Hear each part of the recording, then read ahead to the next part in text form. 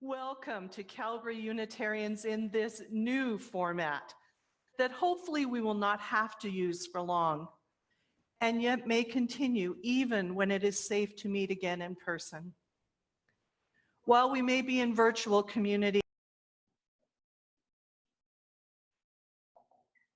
welcome and deepen relationships and act for a just and sustainable world.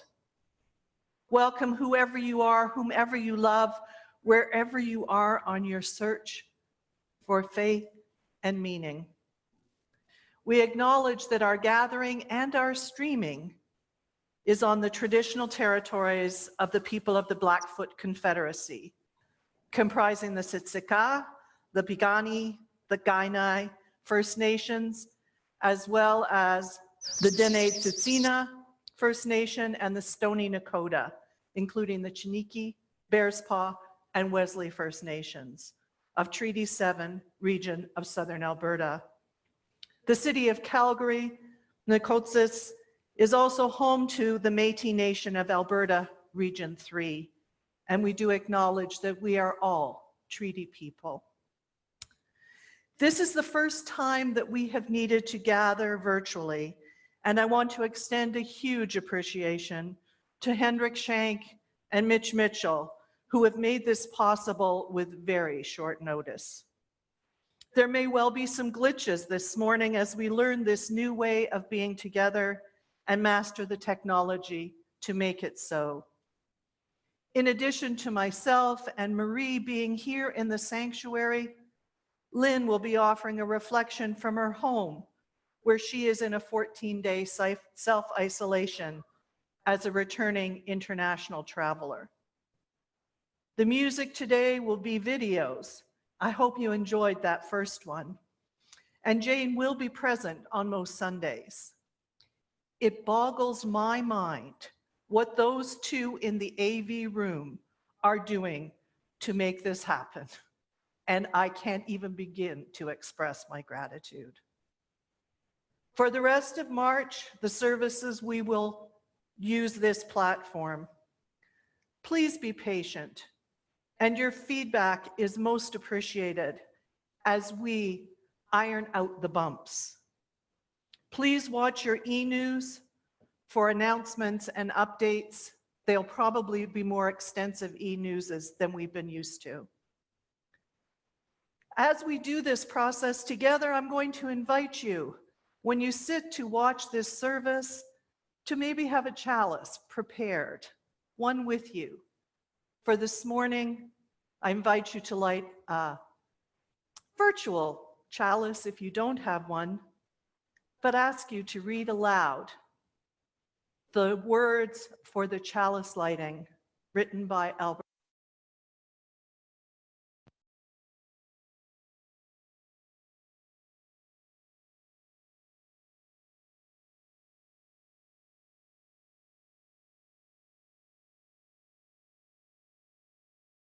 At times, our own light goes out. Wasn't that amazing, what they just did? I think it's incredible, anyway. And now our opening reading, a remembrance invocation. Welcome, you who approach this time as a journey toward the horizon, the beginning of the next chapter, seeking all of the insights and opportunities the new day offers. Welcome, you who live out your values and your passions. You who have a drive for transforming the world toward gratitude and healing, and who are ignited by purpose. Welcome, you who ride the waves of life with serenity. You who show courage in facing the depths of true emotion. You who create and change and flow with time. Welcome, you who are here to seek the center. You who wish to be grounded in community. You who call our attention to the present moment. Welcome all from every direction with all of your gifts and your limits. with all the past week and the past year have given you. We find ourselves here on the threshold of a new day, a time of uncertainty and of wonder. Today, we recognize life as a journey upon which we have all embarked. Today, we give thanks to the people and the forces that have helped us reach this moment, this point. Today, we gather with the saints and the sinners and souls who have been, are being, and will be this congregation as we open up to a new path to the future.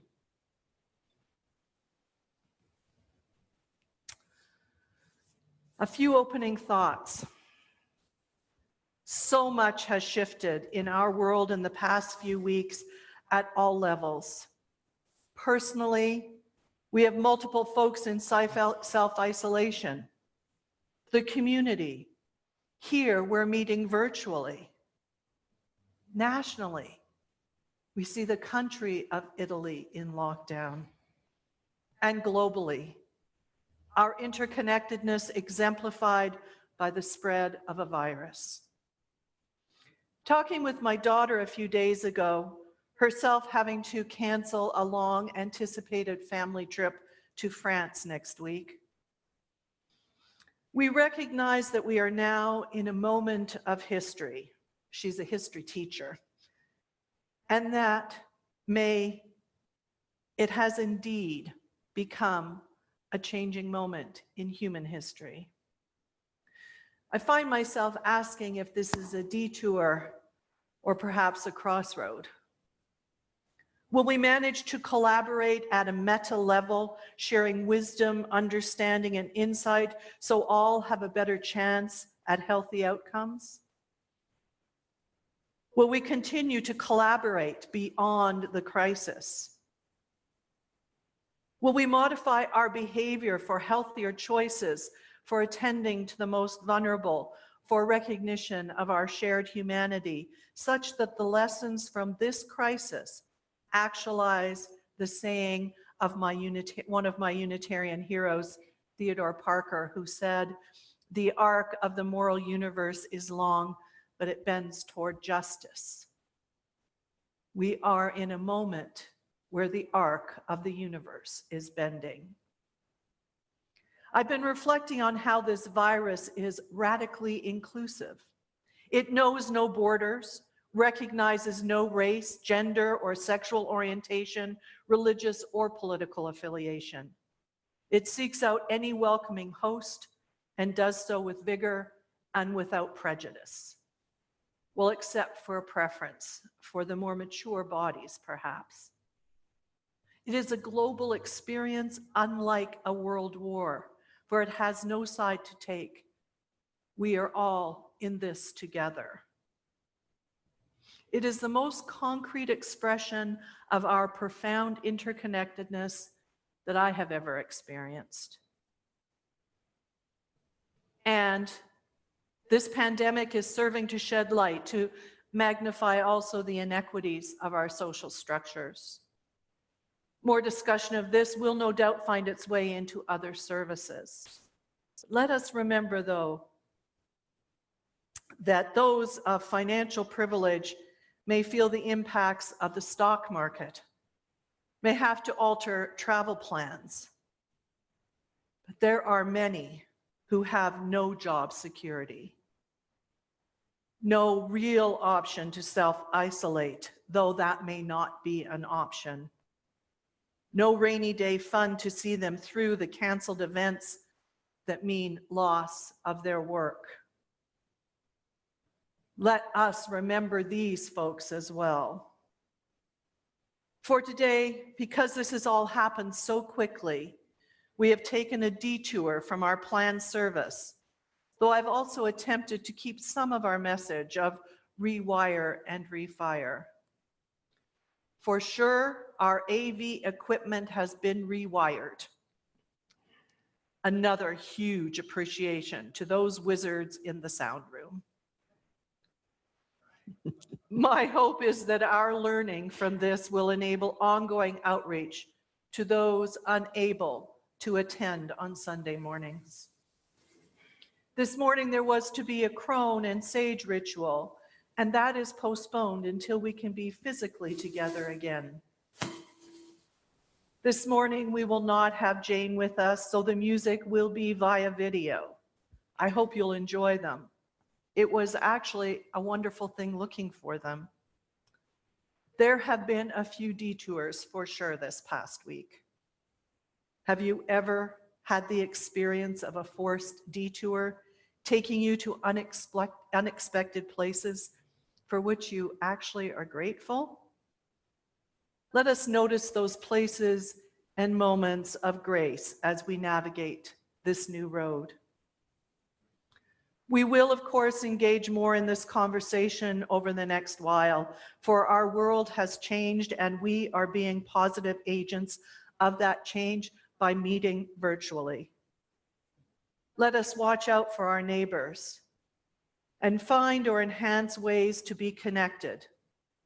And of course, wash your hands.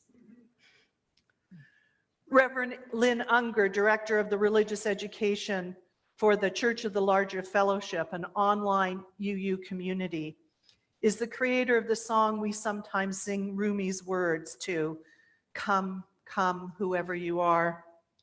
She has also put that tune to hand-washing lyrics, a fun little ditty for the 22nd wash. And perhaps we'll show that on another Sunday. She also wrote a poem about the virus that went viral. She has commented on the irony of that. And so I end this slight detour from our service with Lynn Unger's Pandemic.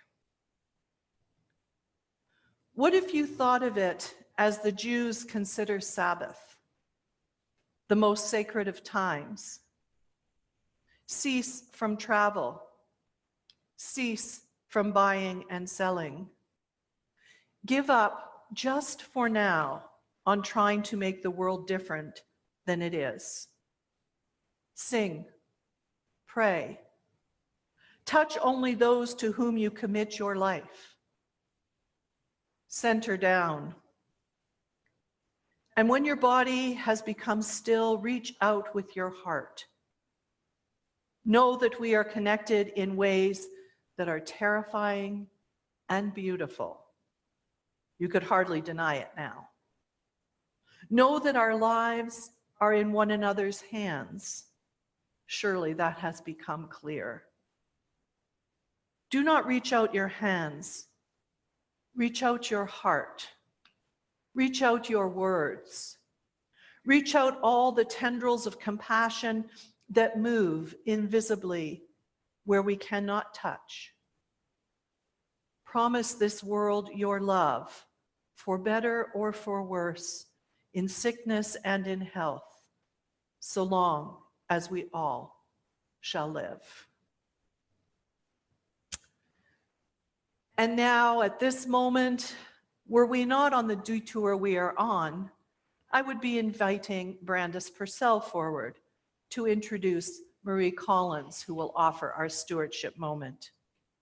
Brandis sent me the words that she would have offered, so for just a moment, imagine I'm Brandis. I'd like to now introduce my friend Marie Collins, a long-term member. Believe it or not, she and John have been members for 43 years and involved in this community for 45 years. She is here to tell you how and why you, this Unitarian community, became such a special part of her life and the life of her family. Marie Collins. Thank you.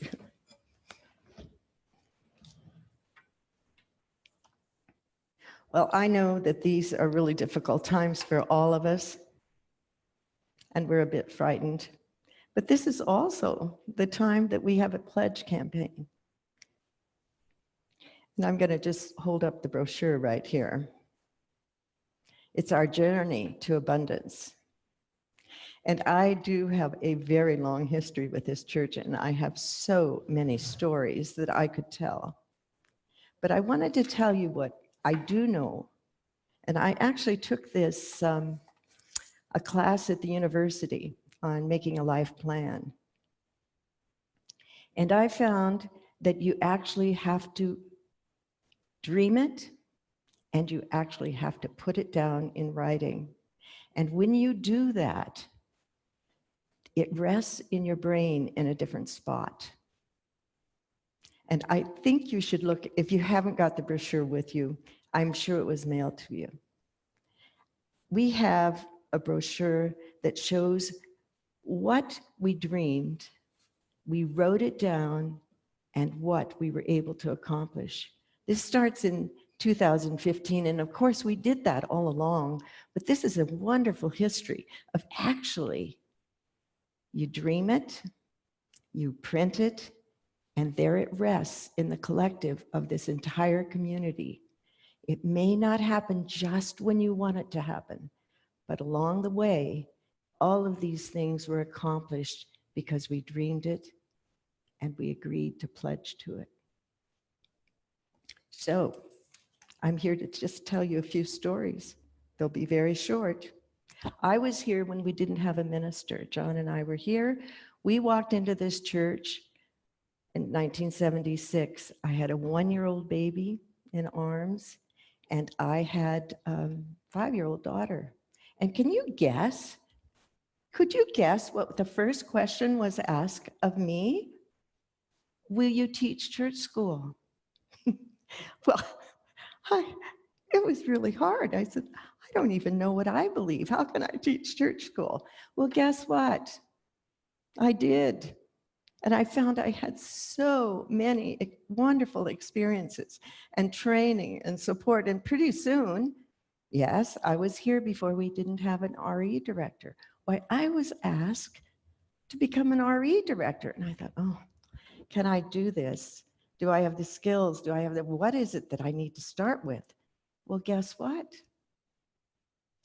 Many of you, it would take an old timer to know that was a quarter-time position for $100 a month. And now we have a full-time RE director. And that is because we dreamed of the possibility. We named it and printed it, and we all gathered the energy to make it happen. Well, I know, and I think this was actually a surprise for you. I was here when we didn't have cleaners. Yes, we gathered on Sunday mornings and we took turns with different families cleaning the church and watering the plants. And I know Meredith Simon would be able to confirm that one. Well, I was here when we didn't even have a minister. Well, there we were doing our well, the rest of the church was all rented out. The Metropolitan Church met in here. We met in Wickenden Hall. We didn't have a minister, and we thought, oh, well, I think we need to grow. And you know what? We kind of began to dream that. And we put it in writing, and we pledged to it. And then we had Helen and John Backhouse, who helped with our UUA, which was the umbrella of the association we all were under, including the Canadians. And they helped fund a minister for 3 years, half the funding of his salary, and we pledged to the other half. And here we have had a full-time minister for many years since then. And that was when Jack Globman came. Well, you know what? I actually was here the night that Marion Panabaker fell down the stairs, and our stairs down to the basement. She and another person fell down those stairs. And guess what? We dreamed it, we named what we needed, which was a chairlift. And thanks to Mary Jane and Penny Combe, we were able to bring together and pledge and get a grant and get a chairlift. So all of these dreams happen. And the ones right here will happen too. That is, now that we've dreamed it and we've put it in print, we can pledge to it.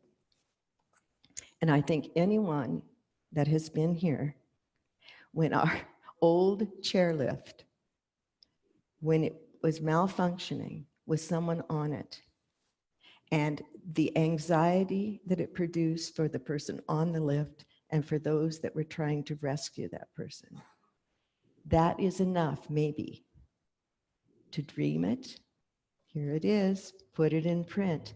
Maybe that is the very thing that you're willing to pledge to do, which is possibly a new stair lift or possibly an elevator. So I'm here to tell you that there is power when we get together and we put it down and we gather it's kind of a magical energy that happens when we're all on the same page with it printed.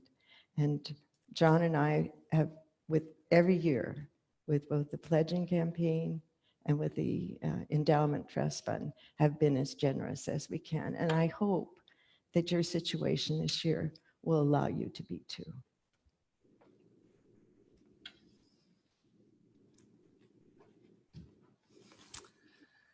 Now, next week is to be our pledge Sunday. And so we're busy figuring out how we're going to manage that differently, given our slight detour from how we usually do things. I do want to take time, though, to do our candles of care. For when we gather on Sunday mornings, whether in person or as we are now virtually, it's important to acknowledge joys, concerns, sorrows, and milestones in our lives. We will continue to create ways to share these with each other. For now, please email any to either Caring or Deborah at calgaryunitarians.ca during the week, and we will share them on Sunday morning. So first to joys. A number of our snowbirds and other travelers have returned safely, and in following the AHS protocols are now in 14-day self-isolation. Welcome back. We light a candle of joy, and one of the great joys for me is that Marie has joined the Caring team and would like to start an initiative that I hope you will all participate in. So light the candle of joy, just one, that's good. And now you can do your piece about this initiative, which is just awesome. Well, I guess I didn't actually even need to move here. I've got this new microphone on, so this is a new trial for me too. I know we are in difficult times. We all know it. And we all are quite frightened, unmoored, feel unmoored and worried. But there is a way to stay connected. I saw it happen when we had the flood in Calgary. The Caring community gathered together and we said, we can do this. Let's reach out to everyone in this community. Even those, of course, those that do not have computer and that connection, but we can phone them. And we divided up the entire membership list and we did it. And all we said is, how are you? Do you need some help? And I think that that was a true coming together. And I think we can do it again. I'm just calling this a one-to-one new outreach. Right? It is especially important that we call the people we do not know. It's easy to call a friend, but the people we do not know, there are many of them in that directory that you might not know. So if you want to join our group, the Caring Committee, we're going to be calling you, actually. I'll tell you that much. We're going to call you and ask you if you want to be part of that group that would promise to phone 4 or 5 people. We would give you the names. We could also, some of those people might be in computer contact. You might make a new friend. And you certainly will be a buddy in a time when we all feel quite anxious So if you get a call from me, Marie Collins, from Donna Antonio, or Catherine Burwash, and you see our names come up on your phone, you'll know what we're going to ask. Will you be part of our one-to-one team and reach out to everyone and continue to call and just ask, how are you doing?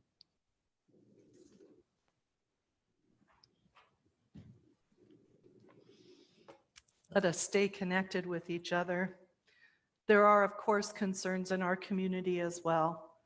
And I let you know that Randy Lynn remains in hospice and she welcomes short visits. We are, of course, concerned about the vulnerable folks in our community and beyond. So please do stay connected while at the same time practicing social distancing. And our global candle Marie just lit, for this is a time in shaping human history. May this shared global crisis increase our understanding of how deeply interconnected we are, and may the understanding guide us in new ways of being a world community with peace, liberty, and justice for all. If you wish, you may drop a pebble or light a candle in your own homes. But for now, I'm going to invite you into a moment's silence following this reading. I chose this reading well before we were in the situation we're in now, and sometimes it's uncanny how appropriate things work out. This reading is from the Reverend Teresa Soto, who many of you saw here, for she was here for Danielle Weber's ordination.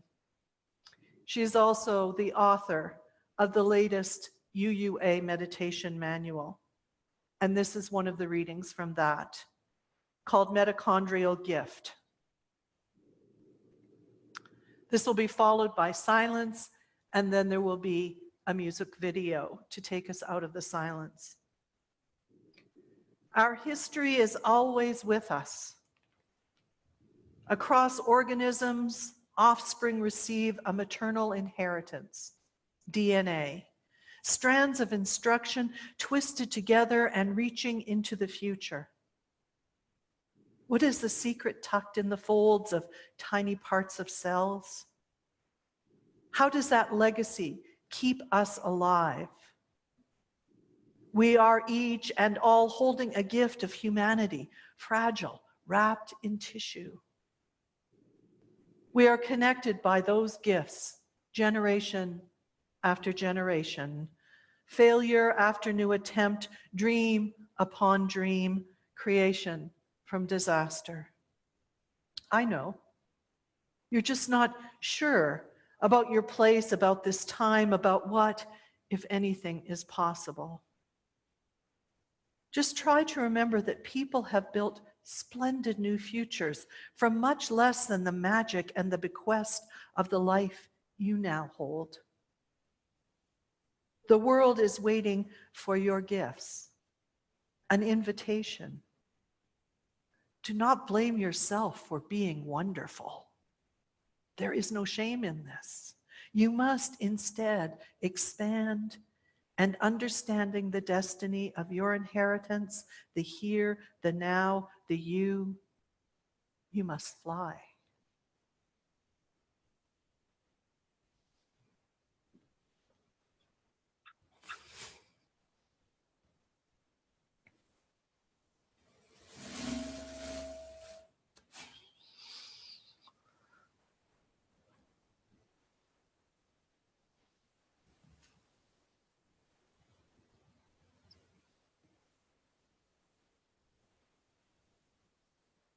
Breathe in, breathe out, breathe in, breathe out. When I breathe in, I breathe out. When I breathe in,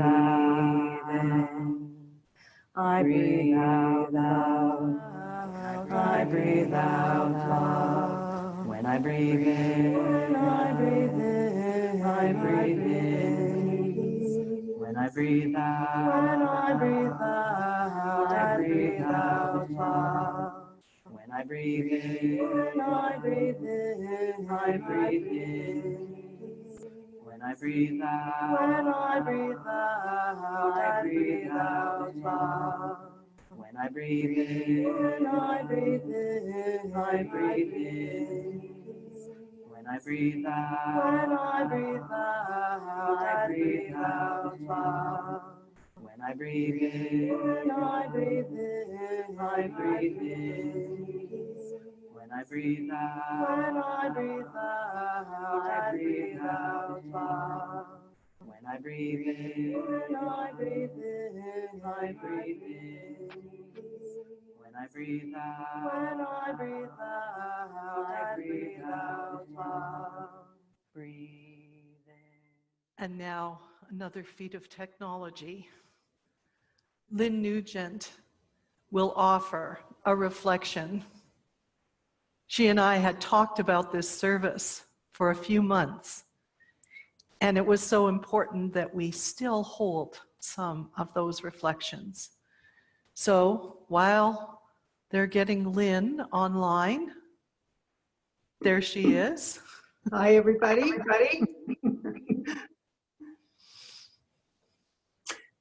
Good morning.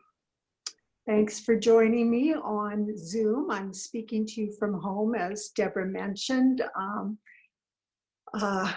self-isolating as we just returned from visiting our daughter in Australia. So interesting times is all I'm going to say about that.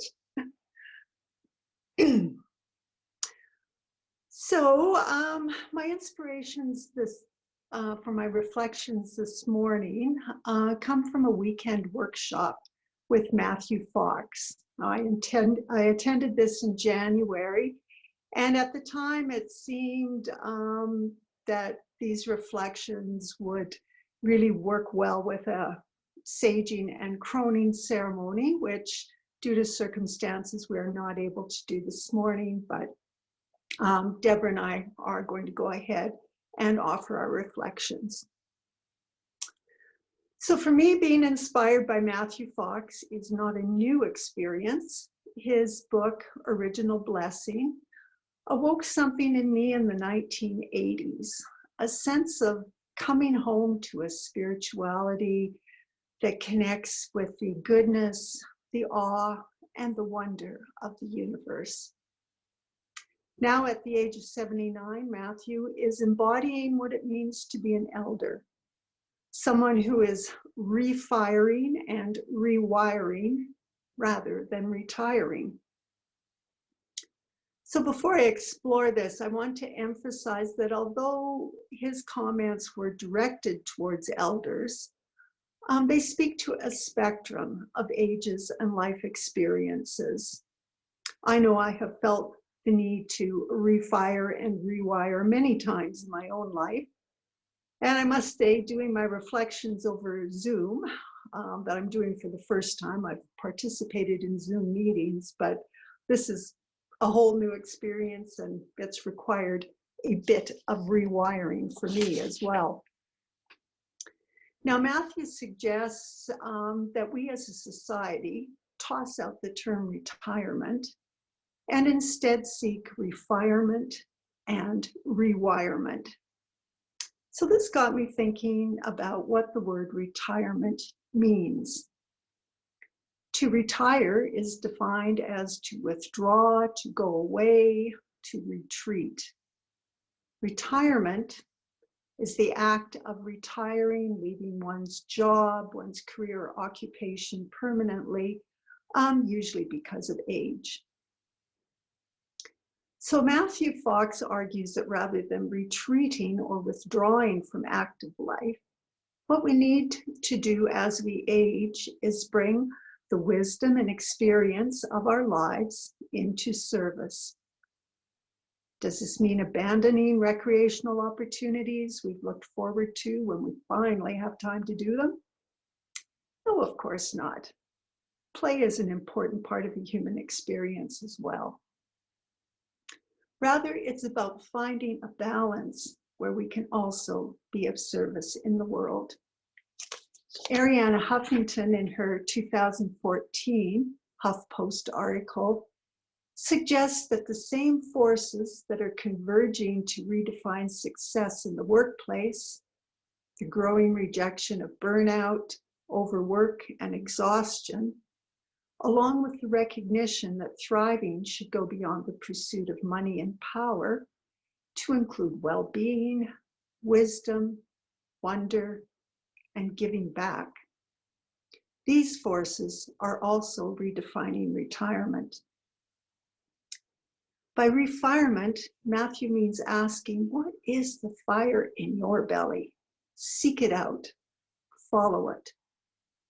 This is how we discover or recover our well-being, wisdom, and wonder. Then we can find where we can best be of service and give back to our family, our community, and to the wider world. Here's an example from Arianna Huffington's article. A 59-year-old building contractor was looking for somewhere where he could, as he put it, be a kinder person. So he created a tutor placement business that matches tutors to children who need them. I get to hear about children who blossom as they grasp concepts that were alien to them before, he said. Success for us means losing a customer. You don't have to start a business. You might be a steady presence in the life of a child. You might volunteer in organizations that touch your heart and fire your passion. There are many ways to refire. In our congregation, you'll find many examples of how people are expressing that fire in the belly. What is yours? Maybe you've already found it. What about rewirement? To be refired, some rewiring is needed. Let go of doing business as usual and be open to new learning and new experiences. For many of us, this means less reliance on the rational left brain and rediscovering the right brain connections that were so much a part of our childhood. Matthew Fox says we need to develop and engage the mystical or intuitive and contemplative parts of our brain. With it will flow more joy and creativity, freedom and playfulness, and a more critical look at values. As I mentioned earlier, Matthew himself, at the age of 79, exemplifies the role of elder. He is still actively writing, teaching, and creating with the younger generation. For example, he recently co-created the Order of the Sacred Earth with Skylar Wilson and Jennifer Litzig, a couple who are in their 30s, young enough to be his grandchildren. Grandparents and grandchildren, if not by blood, then by spirit, form an organic and natural relationship. Matthew says that this has been the role of elders for tens of thousands of years. Did you have a relationship with a grandparent? If your grandparents were not available to you, did you have an older person who is grandmotherly or grandfatherly towards you, or who mentored you? Ours is a very mobile society, and many folks don't grow up or stay close with their extended family. I recognize as I look back on my relationship with my grandparents that my grandmother Mary had the role of wise elder for me. I had long conversations with her in my teen years. She was compassionate and a good listener, but she was also direct with me when she had concerns. Her presence in my life helped me through some of my teenage struggles. There were times when I did not appreciate my grandmother's wisdom and directness in the moment. This is a role for elders. And her wisdom and directness did not always align with the way I wanted things to go.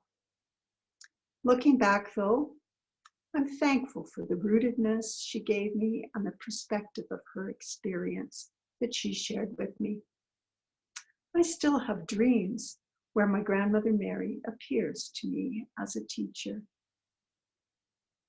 My own mother was inspired by Mary's example, both as mother-in-law and as a grandmother, and she took on this role as elder with her grandchildren. Intergenerational sharing can, I believe, strengthen families and communities if we can find ways, or perhaps remember ways, to honor both the young and the old. How do we do this? Matthew Fox tells us that with refirement and rewirement, young people will find allies amongst the elders, and it'll be an opportunity for the old to learn from the young. Out of this mutual learning, an era of intergenerational wisdom can emerge. What is needed? Open minds and open hearts and good listening skills.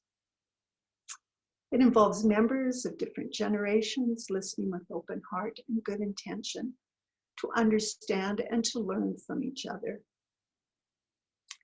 Intergenerational wisdom requires humility from elders who need to be good listeners and learners, not just seeing the young as their students, but recognizing the young as their teachers as well.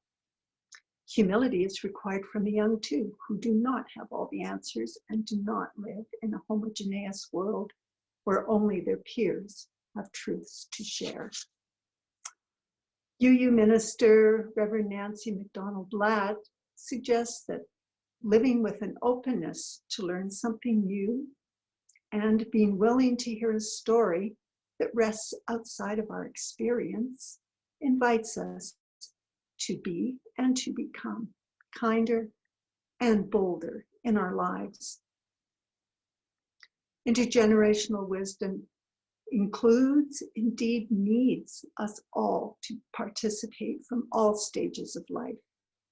Whether or not we have children or grandchildren or had elders in our own lives, there is a role for everyone at every stage of life to share their stories and experiences, their wisdom and their passion with each other. May it be so. Thank you.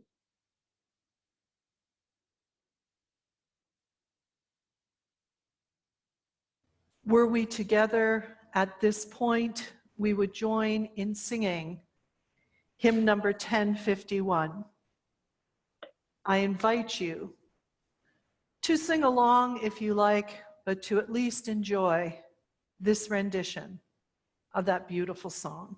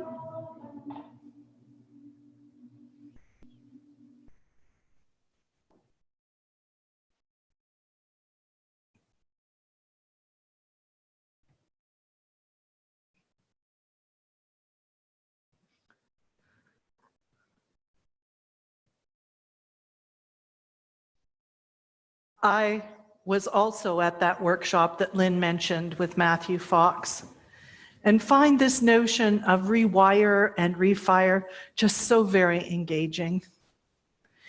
Yes, Matthew was referring to eldering, a place I actually find myself, so it's very personally relevant for sure, but it's not limited to eldering. How many times in your own lives, no matter your age, have you found a new passion? The refiring of that fire in the belly. I sure hear it in the young adults that are making their way into our community now. A passion for justice, needing a community for expression and magnification. Younger folks seeking mentors. A number of our newest younger members have asked for a buddy. We're putting this in place. Please let me know if you'd like to be one. This idea of elder mentoring led me to reflect back on a service I did almost a decade ago about cultural superheroes and social influences across generations. It behooves us to be aware of these influences, the stories that have shaped the different generations here in our midst.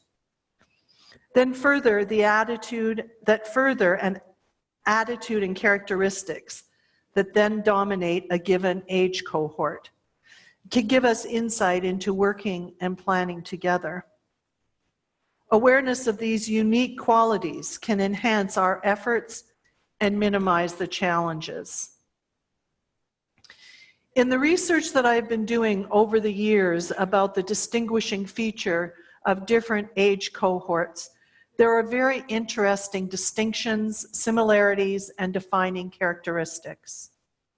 Each has sadly been shaped by at least one significant global conflict.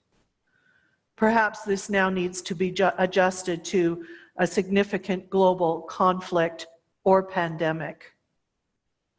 Each has contributed to at least one discovery that has altered human understanding.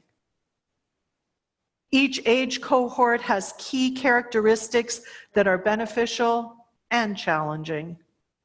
Each has attitudes that enhance the potential for community, and each has attitudes that can undermine it. As interesting as all of the previous research had been to me, though, it was reading an article in the UU World magazine by Doug Mutter that afforded me my greatest ahas with this regard. He spoke of how my generation, the baby boomers, and to some degree a generation before me, the traditionalists, had what he called an orphan hero metaphor for their superheroes. If you think about it, all of the superheroes from our time were Superman, the prime example. Not only was he orphaned, but anything to do with home was potentially going to kill him. All of the superheroes of that time were orphans. What does that do to a psychology? And then post-1980, almost all of the superheroes had mentors. This, I think, explains a whole lot. How do we now shift the mindset from radical individualism and orphan superheroes to recognizing ourselves as elders, as the mentors that the younger folks are asking for? We'll be exploring this more as we move forward as well. I had more to say, and not knowing really quite how this morning would unfold, I'm going to save some of it. For now, I do want to encourage you to think about what Marie said about stewardship of this place. And while we can't actually take an offering, you can still make contributions online through e-transfer to the treasurer at calgaryunitarians.ca. Learning has happened already. So much learning about how connected we are, so much learning about how we can rewire and look at new ways, the importance of community and connection, and really visualizing how we can continue this even while we have to remain to some degree socially separate. That does not mean that we are not connected.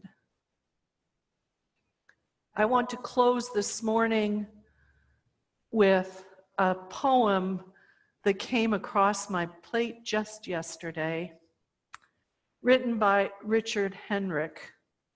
It's titled Lockdown. Yes, there is fear. Yes, there is isolation. Yes, there is panic buying. Yes, there is sickness. Yes, there is even death. But they say that in Wuhan, after so many years of noise, you can hear the birds again. They say that after just a few weeks of quiet, the sky is no longer thick with fumes, but blue and gray and clear. They say that in the streets of Assisi, people are singing to each other across empty squares, keeping their windows open so that those who are alone may hear the sounds of family around them. They say that a hotel in the west of Ireland is offering free meals and delivery to the housebound. Today, a young woman I know is busy spreading flyers with her number through the neighborhood so that elders may have someone to call on. Today, churches, synagogues, mosques, and temples are preparing to welcome and shelter the homeless, the sick, the weary. All over the world, people are slowing down and reflecting. All over the world, people are looking at their neighbors in a new way.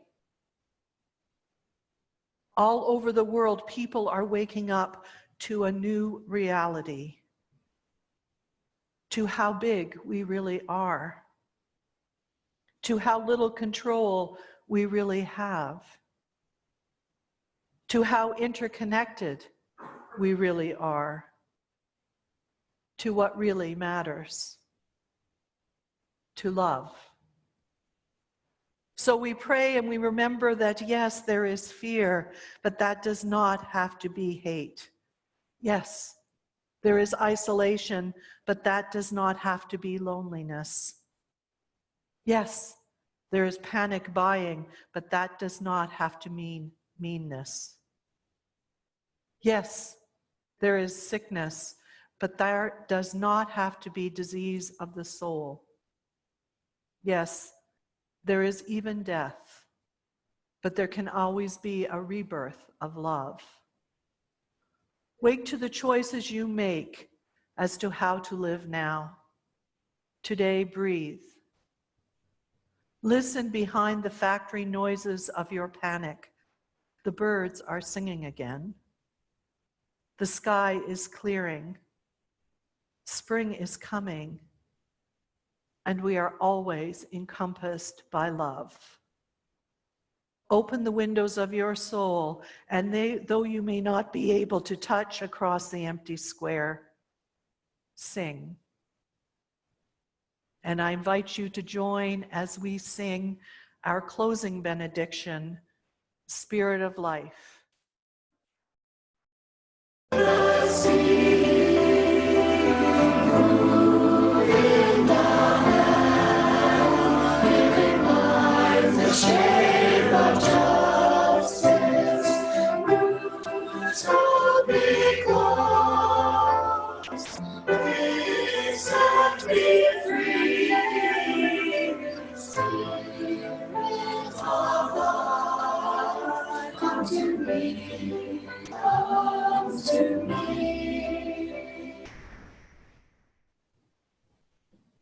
Thank you for joining us. Be well.